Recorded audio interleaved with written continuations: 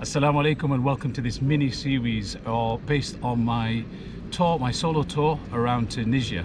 To all my Tunisian friends, I hope it does justice to your beautiful country, and to anybody else considering visiting Tunisia or doing a cycling tour in Tunisia, I hope it helps.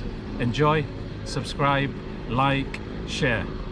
Hope you can watch all of them. Thank you.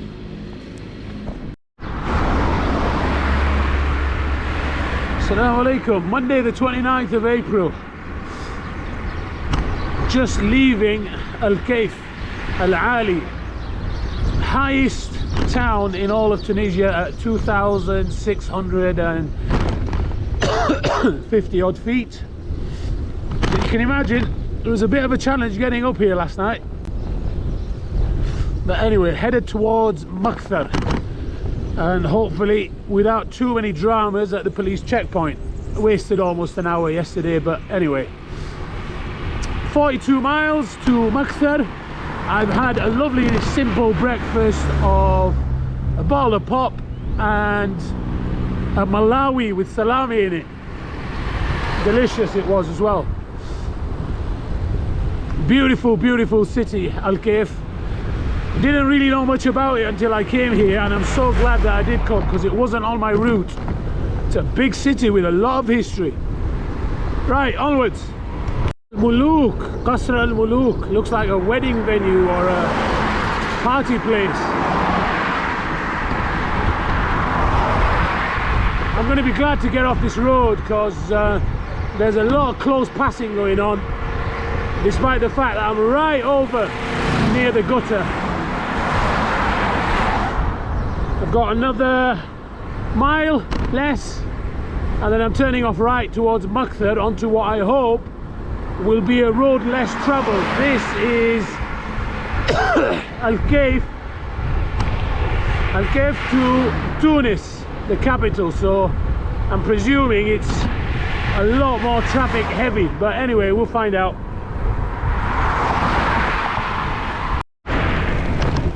Right, on the P12 to Makthar, about 60 kilometers or 40 miles ahead of me.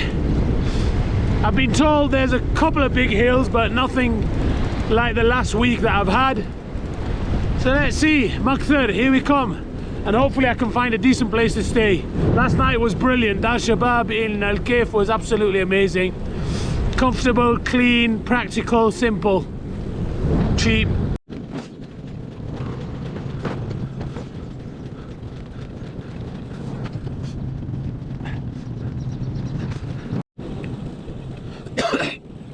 Beautiful countryside, unspoiled agricultural land, stunning mountains and a snaking road. Just look at that.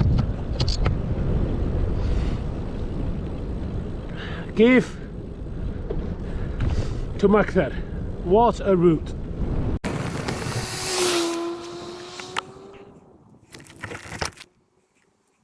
Assalamu alaikum. From the road to Makthar, look at this, nothing. Just pure agricultural land. And what does the sign say? Tunis, Susa, Siliana, Sars. All good names. All means that I'm back on the route home, inshallah. Route back to Susa and then onwards to home. A while yet, about a week and a half, but right direction, out of the mountains.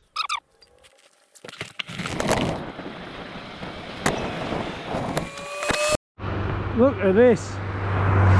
On the route to Makthar, we've got Tunis, Susa, Siliana, Jinduba, Beja. We're going to carry straight on towards Makthar. And look at these views.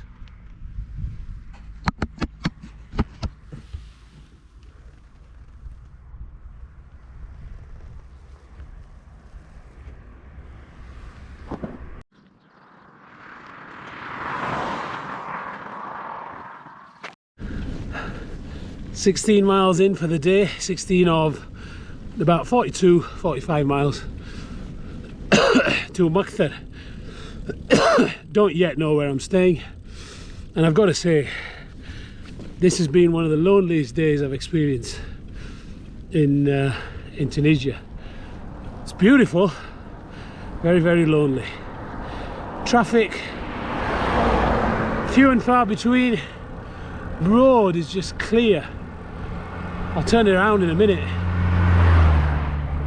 And it's best not to think about punctures or stuff like that when you're on the road like this. Not had one yet. Let's hope we don't have one throughout the trip. But yeah, you do think if I'm stuck out here without supplies, then I'm really at the mercy of passing vehicles. Just gotta keep spinning. And I always think about where I'm having my next coffee, and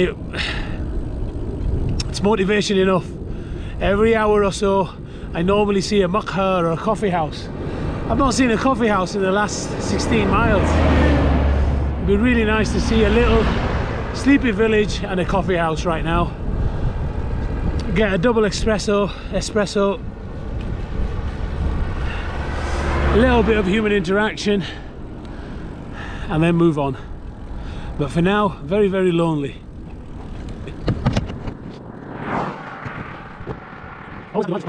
Source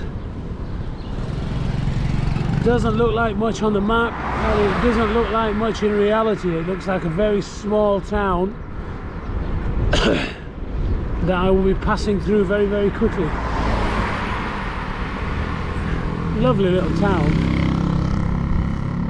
Looks like it's going to be one street all the way through.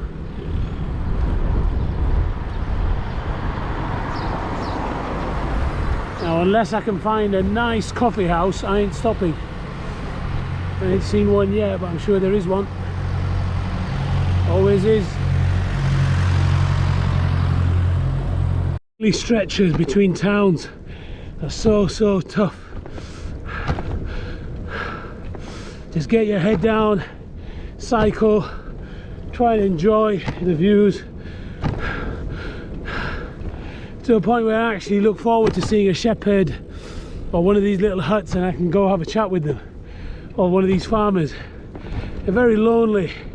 You might be alone for like 10 miles, long stretches. That's what tests you, I guess. If you could choose to go solo, you go solo. There's the benefits of the solitude and the calm. There's also the downsides, I guess, of not having anyone to talk to. I far prefer the freedom of the solitude of waking up when I want, going when I want, stopping when I want, starting again when I want, eating where I want, when I want, rather than having to accommodate somebody else. But the downside, I guess, is that sometimes you are just left with your thoughts. And that's all I've got for the next 18 miles. Enjoy the views, Irfan. Another one of these beautiful mosques, village mosques. Stunning.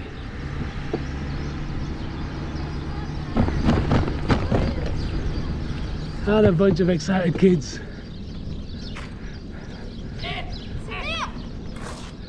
Here.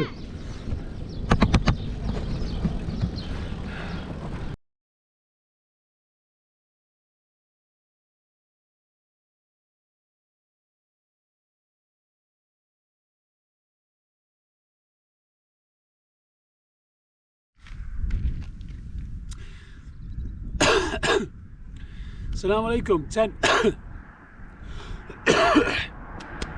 Oh, I'm gonna have to call this the cough tour.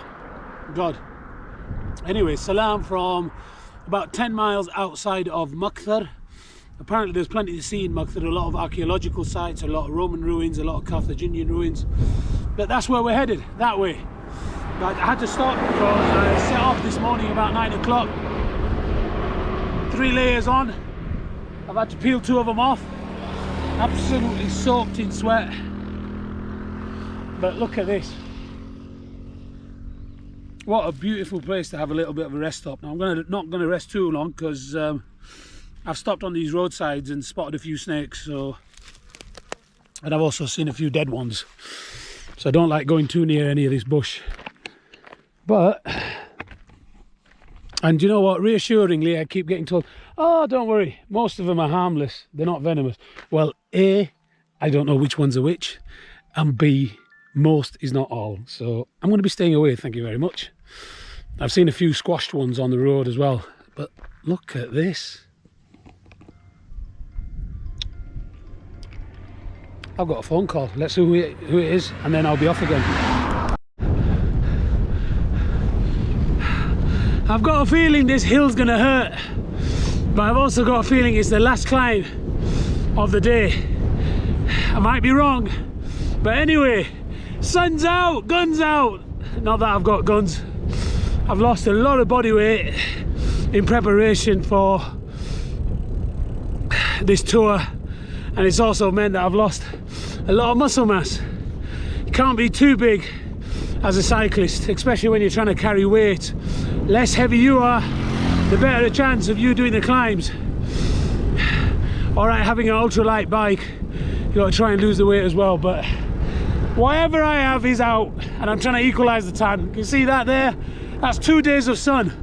All the rest of the time I kept my sleeves on. But look at that, trying to equalize it.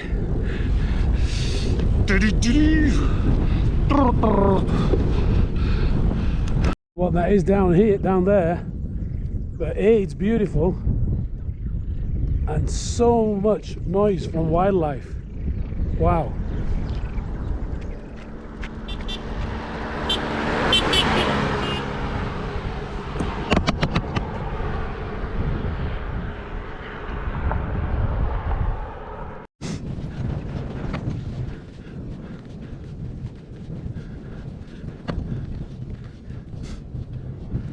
Climb wasn't hard enough.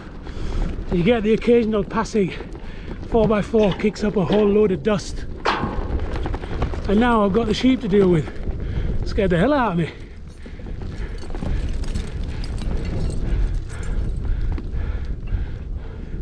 Hey Bayonet lass, you crept up on us, you and your sheep. Right, I think I can see the top of the hill, so I think maybe a couple of switchbacks and we're there. And I'm also 7 miles from the target, so I'm hoping it's just a descent the other end and no more of these grinding 5 mile an hour climbs. Hey, at least the surface is getting better. Back to tarmac instead of this, whatever this is, crusher. Hey, back number 9 of this climb, and hopefully number 10 up there is the last one, or hopefully summited.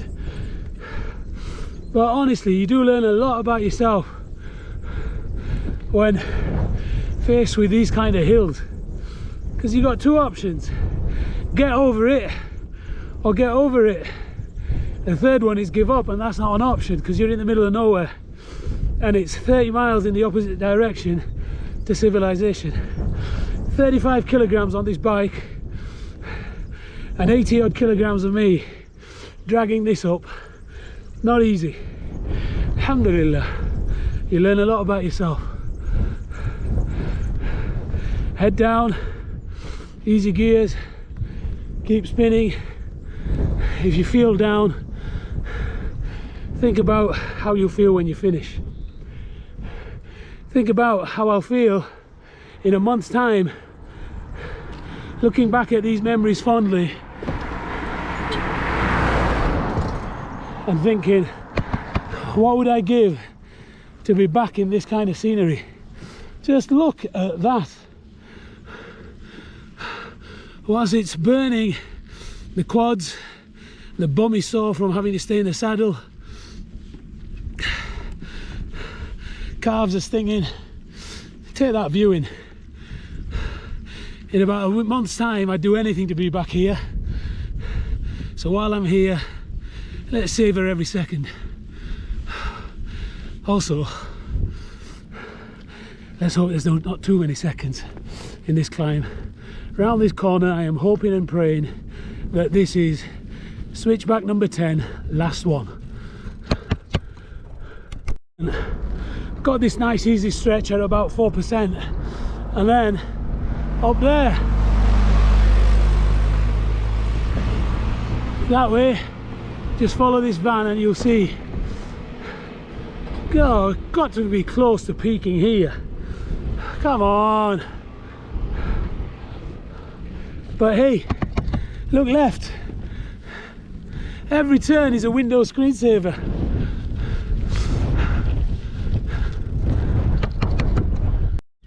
Round this corner there better not be another climb. All the way from the valley up here. 900 feet. But the turns. Anyway. Oh, still a bit. Right, the wind. About 4 kilometers short of Makthar. Another one of these towns which for some reason people tell me not to go to. I'm hoping it's just a stereotype and the people are actually really nice. But let's see. I was in a town yesterday where many in the north said don't go there, not really for you, not safe. And I found the people very welcoming and very hospitable.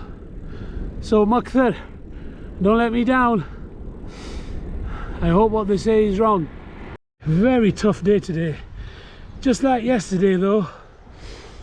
You think you've done everything, you're absolutely shattered. Your navigation says you've got 3 miles, and guess what? Just like Al-Kaif, I had to do a 3 mile, 8% climb to get to my bed. I've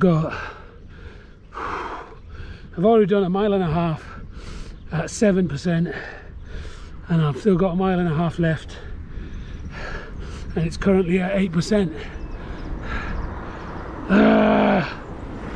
Right at the end of the day, when you don't need it. God, 9% now. Hope there's nothing after this turn. I've had enough. I need a descent into town. Oh no. Right, let's get this done. Closest I've come to being defeated. I haven't walked all trip, even on the 14, 15, 16%. Got dry mouth, low morale. Every time I think round this corner I'm here, there's another climb. But I haven't walked all trip. I'm not going to walk now. Let's grind it up. No stops, no walks. I'm only 1 kilometre from town, but where the hell is this town? I've just checked into the Dar Shabab, very kindly sorted out by Samir in Al-Kaif, who had a word. It's very arbitrary whether they let foreigners stay there or not, but it's... Anyway, that's done and dusted. Now on the hunt for some food. And I don't know what it is about government employees or the state sector, but I suppose the stereotype is consistent. It's just, the guy's obviously paid in the Dar Shabab by the state, and he just couldn't do less if he tried, to be honest. Just didn't care, sat there killing his time. Not a great advert for the youth hostels or for travelling people. I got a room, no shower, toilet wasn't working, but hey, I went and had a word, and he's like, oh well, you know, that's all we've got, take it or leave it. And it's not like it was super cheap. They do charge a premium for foreigners, so at least a working toilet would be nice. Anyway, on the hunt for some food. I haven't eaten today. I had a very basic Malawi sandwich for breakfast. I'm gonna get something to eat something to drink, fill up my bottles. Absolutely parched. I'm going to go get some fizzy pop, and then maybe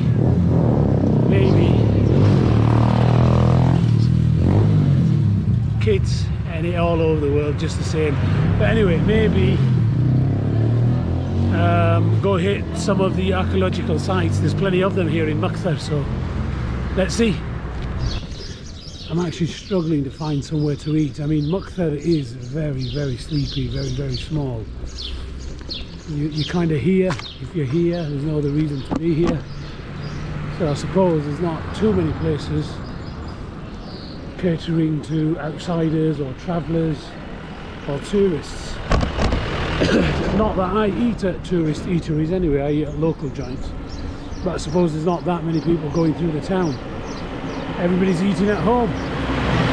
Anyway, I'm going to try again, and then at some point I'm going to come back to this Aziza, get myself some baby powder for the little bit of chafing that I'm experiencing.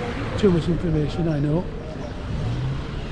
And top up on all my water and everything, and then have a look at some of the archaeological sites. But for now, I need somewhere to eat.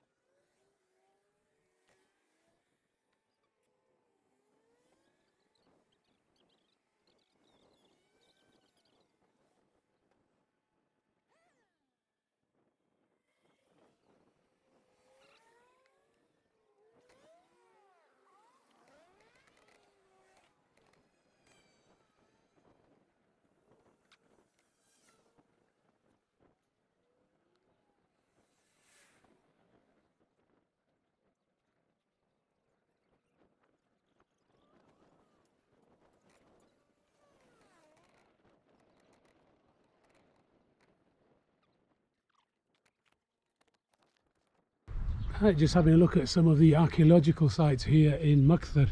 Unfortunately it's closed, so I'm having to just look over the wall, but that is, I think, what they call the Arc de Triomphe, and then the other building there in the distance, I forget its name now, but let's see if I can zoom in with the phone camera.